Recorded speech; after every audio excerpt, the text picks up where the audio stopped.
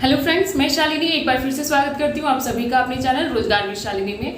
आज मैं आप लोगों को बहुत ही ज़्यादा इंपॉर्टेंट क्वेश्चन बताने वाली हूँ जो कि आपके क्लासरूम के इन्वायरमेंट से आपसे क्वेश्चन बनता है कि how many kinds of classroom environment.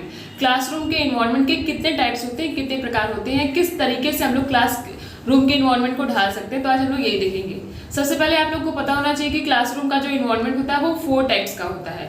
4 types का आप लोग को ये याद रखना है कि how many kinds of classroom environment. तो देयर आर 4 टाइप्स। ओके, मैंने यहाँ पे लिखा हुआ है 4 टाइप्स और उनके मैंने नाम लिखे हुए हैं dysfunctional, adequate, orderly restrictive and next one orderly flexible. मैंने इनको हिंदी में भी लिख दिया है। डिसफंक्शनल का है दुष्क्रिया, एडेक्वेट का पर्याप्त, ऑर्डरली रिस्ट्रिक्टिव का यानी व्यवस्थित नियंत्रित और ऑर्डरली फ्लेक्सिबल का है व्यवस्थित लचीला। इन सबको हम लोग एक एक करके देखेंगे क्योंकि आपके एग्जाम में से क्वेश्चन बनता ही है। चाहे आप किसी भी टीचिंग एग्जाम की प्रिपरेशन करिए, वहां पे आपसे क्लासरूम इन्वायरमेंट से इससे क्वेश्चन जरूर बनते हैं। आपको इन पॉइंट से क्वेश्चन बन सकते हैं कि डिसफंक्शनल का मतलब आप क्या समझते हैं क्लासरूम के इन्वायरमेंट से। फिर वहां पे 4 ऑप्शन दिया रहेगा तो आपको उसमें से टिक करना रहेगा। अगर पूछ लिया कि ऑर्डरली रिस्ट्रिक्टिव का क्या मतलब होता है और इन दोनों को ऑप्शन में लाकर दे दिया है तो आपको तो रिस्ट्रिक्टिव ऑर्डरली का मतलब पता होना चाहिए, तभी आप ऑप्शन को क्लिक कर पाएंगे। तो हम लोग देखेंगे सारे जो जितने भी काइंड्स हैं उनको अच्छे तरीके से हम लोग एक्सप्लेन करेंगे। फर्स्ट है डिसफंक्शनल यानी कि दुष्क्रिया। फंक्शन मतलब कि एक अच्छे तरीके से जो कार्यात्मक इकाई है, ठीक है, लेकिन यहाँ पे डिस आ गया यानी कि कुछ ना कुछ गड़बड़ तो इसमें है। तो इसमें क्या है, शिक्षक और छात्र नियंत्रण के लिए संघर्ष करते हैं, यानी कि जो टीचर और जो बच्चों के बीच में जो रिलेशन होता है वो अच्छे तरीके से नहीं हो पाता है। बच्चे जो रहते हैं वो नियंत्रित नहीं रहते हैं, हमेशा इधर उधर घूमते रहते हैं और टीचर के कंट्रोल में बच्चे नहीं रहते हैं, उनका अपना अलग ही चलता रहता है। क्लास जो है वो एकदम फंक्शनल वे में नहीं चलती है और महसूस करना असहज है। शैक्षणिक कार्य को बनाए रखना मुश्किल है। जो भी डिसफंक्शनल क्लासेस है उसमें हम लोग कैसे किसी भी चीज को अच्छे तरीके से चला सकते हैं तो बहुत ही ज्यादा मुश्किल है। तो उस क्लास में फिर ऐसी शिक्षा कैसे हो सकती है, शैक्षणिक कार्य भी नहीं हो सकते हैं। शैक्षणिक कार्य को एक विस्तृत रूप में बनाने के लिए एक फंक्शन चाहिए होता है जो कि ऐसे क्लासरूम के इन्वायरमेंट में नहीं होता है, क्योंकि हर एक चीज फंक्शनल वे में है ही नहीं, डिसफंक्शनल है। बच्चे जो है वो टीचर के कंट्रोल में नहीं है। जो भी शैक्षणिक कार्यात्मक इकाइयां जो भी चल रही हैं वो अच्छे तरीके से स्टार्ट ही नहीं हो पा रही है, तो फिर पूरा कंप्लीट कैसे होंगी। तो ये क्लासरूम बहुत ही ज्यादा, ऐसे क्लासरूम का इन्वायरमेंट बिल्कुल भी अच्छा नहीं होता है। यहाँ पे पढ़ाई बिल्कुल हो ही नहीं सकती क्योंकि यहाँ पे कंट्रोल है ही नहीं टीचर का बच्चों के ऊपर, और जो भी क्लासेस चल रही हैं उनको अच्छे से चलाया नहीं जा सकता ऐसे क्लासरूम के इन्वायरमेंट में।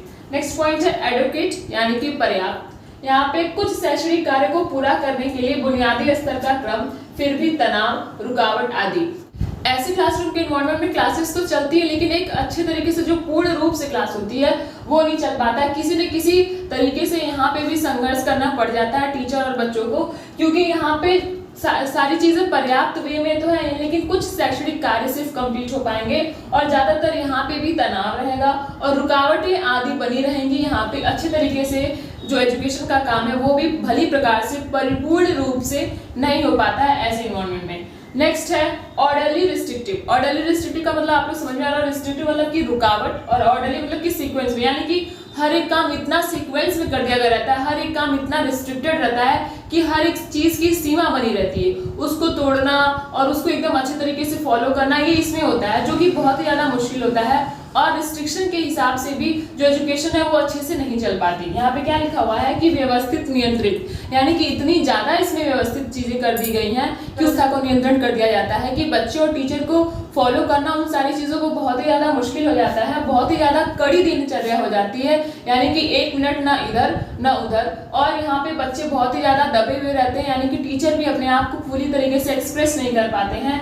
जैसे कि यहाँ पे लिखा हुआ है कि आसानी से चलाए तो जाते हैं क्योंकि वहाँ पे पूरा हर एक चीज ऑर्डर वे में चल रहा है, लेकिन अत्यधिक प्रतिबंधित होते हैं, वहाँ पे रिस्ट्रिक्शन बहुत ही ज्यादा होता है। दिनचर्या कड़ी होती है, यानी कि हर एक चीज ना 1 मिनट इधर ना उधर, हर एक चीज एकदम काम पे होना चाहिए। निर्देशात्मक रणनीतियों की सीमित सीमा होती है, यानी कि एक सीमा बना दी गई है तो उसी तरीके से आपको उसी वे में काम करना है, आपको उसी में रिस्ट्रिक्टेड रह के काम करना है और ऐसे इन्वायरमेंट में भी एजुकेशन अच्छे से नहीं हो सकता। नेक्स्ट पॉइंट है ऑर्डरली फ्लेक्सिबल। ये बहुत ही ज्यादा अच्छा होता है। चारों टाइप्स में सबसे अच्छा ये है क्योंकि यहाँ पे व्यवस्था तो होती ही होती है लेकिन साथ साथ में ये लचीला भी होता है। अकॉर्डिंग टू द कंडीशन इसमें चेंजेस किए जा सकते हैं और ये टीचर और बच्चों दोनों के लिए अच्छा होता है। शैक्षणिक कार्य इसमें अच्छे तरीके से होते हैं, ठीक है। इसमें लिखा हुआ है कि आसानी से चला जा सकता है। निर्देशात्मक रणनीतियों और कक्षा दिनचर्या की विस्तृत श्रृंखला होती है, यानी कि यहाँ पे कोई भी लिमिटेशन नहीं है। और आप लोगों ने यहाँ पे देखा कि ऑर्डरली रिस्ट्रिक्टिव होता है, यहाँ पे सीमित सीमा होती है। अगर यही सीमा सीमित नहीं रहती और कड़ी दिनचर्या नहीं रहती तो ये भी अच्छा हो जाता, लेकिन यहाँ पे ना 1 मिनट इधर ना उधर। लेकिन यहाँ पे क्या होता है कि ये फ्लेक्सिबल होता है, व्यवस्थित तो होता है, ऑर्डरली तो होता है, क्रम में होता है, लेकिन हर एक काम में यहाँ पे फ्लेक्सिबिलिटी भी होती है कि जिस हिसाब से चेंज करना चाहें उस हिसाब से चेंज हो सकता है। तो आपसे पूछता है कि 4 काइंड्स में से सबसे अच्छा क्लासरूम एनवायरनमेंट कौन सा है, तो ऑर्डरली, फ्लेक्सिबल है, ठीक है। और ये सब कुछ अपने आप में खराब है क्योंकि कुछ ना कुछ कमी इसमें जरूर है, और अगर क्लासरूम के एनवायरनमेंट में ही कमी रहेगी तो फिर शैक्षणिक कार्य कैसे हो सकते हैं। तो ये रहे 4 टाइप्स क्लासरूम एनवायरनमेंट के। आप लोग अच्छे से समझिए क्योंकि आपके एग्जाम में इससे क्वेश्चन बनते हैं। आप लोग इसको अच्छे तरीके से प्रिपेयर करिए, समझिए और जितना हो सके इस पे क्वेश्चन भी सॉल्व करिए क्योंकि आपके एग्जाम में इससे क्वेश्चन जरूर बनते हैं और आपके कीवर्ड्स इंटरव्यू में भी इससे रिलेटेड क्वेश्चन पूछे जाएंगे क्योंकि आप एक टीचर की तरीके से वहाँ पे इंटरव्यू देने जा रहे हो। तो आपको हर एक चीज़, क्लासरूम का एनवायरनमेंट, बच्चों का क्या चीज़ होते हैं, कैसे होती हैं, कैसे आप बच्चों को नियंत्रित करेंगे, ये सब कुछ आपको पता होना चाहिए। कहीं से भी कुछ भी क्वेश्चन बन सकता है। अगर आप लोगों के दिमाग में कोई भी क्वेश्चन है या फिर किसी भी क्वेश्चन का आंसर आप लोग ईवीएस इंटरव्यू से रिलेटेड जानना चाहते हैं, कोई भी सिचुएशनल बेस्ड क्वेश्चन का आंसर जानना चाहते हैं, तो आप लोग कमेंट बॉक्स में कमेंट करिए। और अगर ये वीडियो आपको पसंद आई हो तो please like and subscribe. Thank you.